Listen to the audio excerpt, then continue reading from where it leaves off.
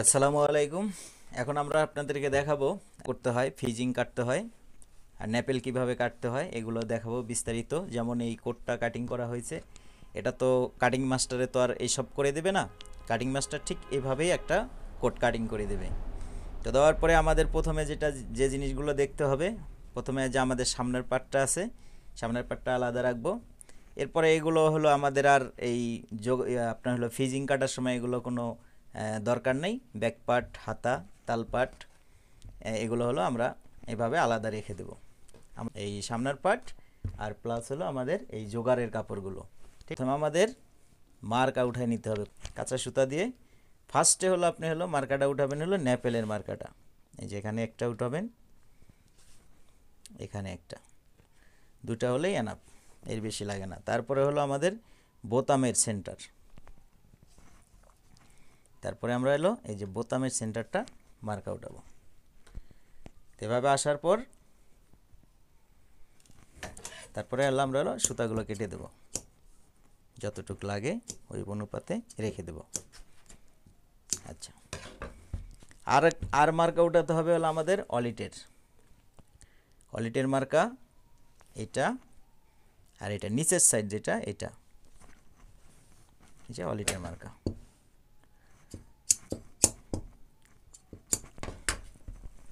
তারপরে হলো সেগুন চিরার এই মার্কা,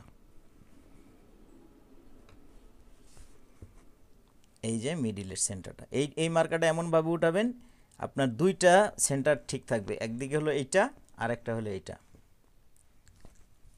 সেগুন চিরা বেগুন চিরা দুইটার এক মার্কাতেই বাস। এটা মার্কাটা হয়ে যাওয়ার পর তারপরে এই মার্কা কিন্তু আর এখন কাটবেন না। আচ্ছা, এটা হলো তারপরে হলো এই যে ন্যাপেলটা আছে, ন্যাপেলের যে ইয়াটা আছে, এই ন্যাপেলটা রাউন্ডটা কেটে নিতে হবে। ন্যাপেলের রাউন্ডটা কাটবেন হলো এই যে যেমন ন্যাপেলের মার্কাটা, এই যে এটা কিন্তু ন্যাপেলের মার্কা, ঠিক আছে, এটা লবের মার্কা। তো এটা হলো 2 সুতা বেশি, মানে এই দাগের থেকে 2 সুতা, মানে এই 2 সুতা হলো আপনার হলো সেলাই যাবে। মানে যতটুকু আপনি ডাবাবেন সেলাই, মানে কাপড় যতটুকু ডাবাবেন অতটুকু পরিমাণ রেখে আপনার হলো একদম ইন টোটাল উপর থেকে নিচ পর্যন্ত যেখানে যেরকম শেপ আছে সেম শেপেই আপনি হলো এটা কেটে নেবেন। আচ্ছা, এটা যখন আমাদের কেটে নেওয়া হয়ে গেল, তারপরে হলো আমাদের জোগাড়ের কাপড়ের দিকে খেয়াল দিতে হবে যে জোগাড়ের কাপড় আসলে কতটুকু আছে। এতটুকুই আমাদের জোগাড়ের কাপড় আছে, জোগাড়ের কাপড় খুব বেশি নেই, কাপড়টা যেহেতু শর্ট ছিল। আচ্ছা, এখানে সবচেয়ে বড় ইম্পর্টেন্ট হলো আপনার কলারের যে কাপড়টা আছে, মানে কলার যে হবে সেই কলারের কাপড় কিন্তু আপনাকে অবশ্যই রাখতে হবে, ঠিক আছে। আর কলারের কাপড়টা কিন্তু আড়া হয়, 4.5 ইঞ্চি রাখলেই কলার পিস হয়ে যাবে। হলো এদিকে হলো আমাদের কত 16 বা 17, 18 ইঞ্চি রাখলেই এনাফ।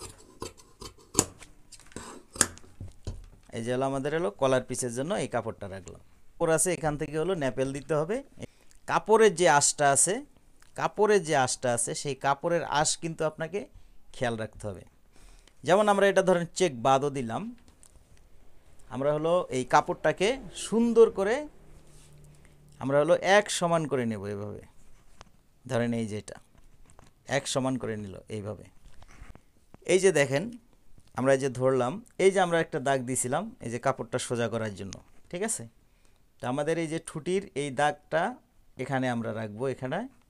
আর এই যে আমরা এই যে ন্যাপেলের যে গোড়াটা আছে, এই ন্যাপেলের গোড়ার দাগটা আর এই দাগের সাথে আমরা হলো মিলাবো। তাহলে আমাদের কাপড়ের আঁশটা কিন্তু 100% অ্যাকুরেট হয়ে গেল। এটা আচ্ছা, এইভাবে হলো কাপড়টা বসে সুন্দর করে পরে হলো ন্যাপেলটা কাটবেন।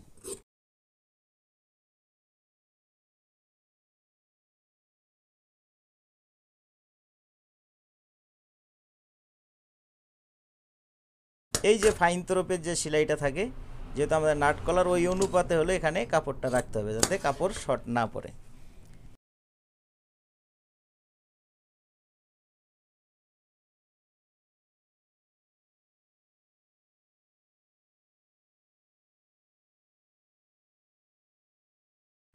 আচ্ছা, আমাদের ন্যাপেলে যেহেতু জয়েন পড়ছে, এটা আমরা পরবর্তীতে জয়েন করে নেব যতটুকু লাগে। জয়েন পড়লে ন্যাপেলে কোনো সমস্যা নেই। আপনার ন্যাপেল যদি আপনার ইয়া থাকে, এই যে ন্যাপেলের যে গোড়াটা এখানে ঠিক থাকলে এনাফ, তারপরে যতটুকু লাগে বাস কেটে ফেলবেন। আমরা এটা পরবর্তীতে কাটবো। ফ্লাপ আর হলো অলিটের জন্য কাপড় লাগবে। আমরা অলিট এবং ফ্লাপ এই দুইটা কিন্তু আমরা ফিজিং দিয়ে করি, ঠিক আছে। এটা অনেকে হলো বক্রম টক্রম দিয়ে করে, ওগুলো অনেক হার্ড হয়ে যায়। আপনারাও চেষ্টা করবেন যে ফিজিং দিয়েই আপনি হলো ফ্লাপ প্লাস হলো অলিটটা তৈরি করবেন।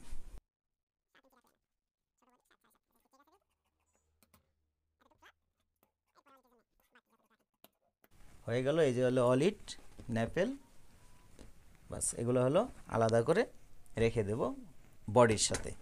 তারপরে এই যে ফিজিং নেবেন, তারপরে এই যে সামনের পার্ট নিয়ে আসবেন।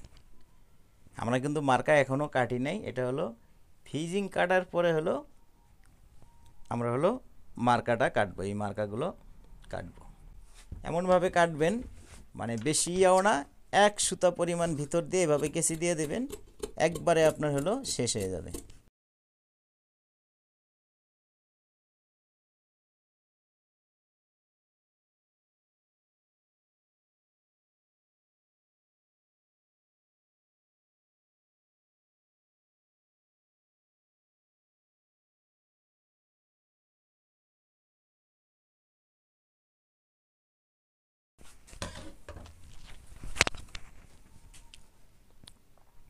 এরপর হলো এই যে এখন হলো আমরা হলো মার্কাগুলো কেটে দেবো।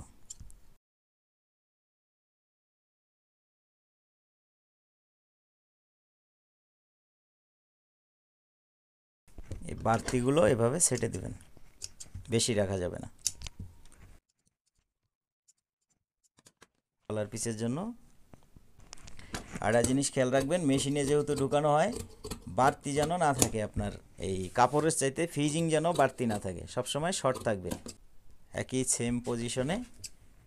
আপনার কাপড়ের চাইতে যেন ফিজিং বেশি না থাকে। এখানে হলো 1/2 ইঞ্চি শর্ট এই পাশ দিয়ে।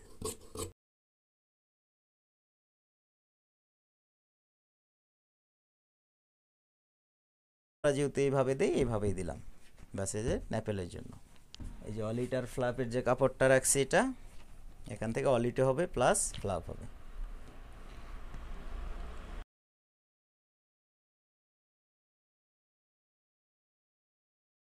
বাস হয়ে গেল। এগুলো শুধু জাস্ট এখন শুধু আয়রন দিয়ে জমানো। এখন আমরা শুধু হলো আয়রন দিয়ে এগুলো জমায়ে নেব।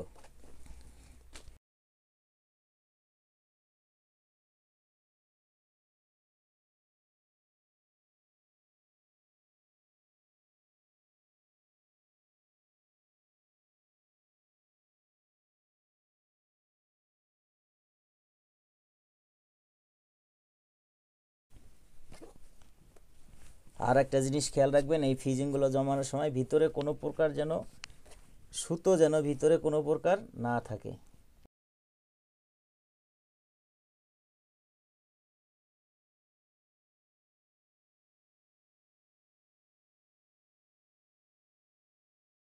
খেয়াল রাখবেন যে কাপড় যেন বাঁকা না হয়।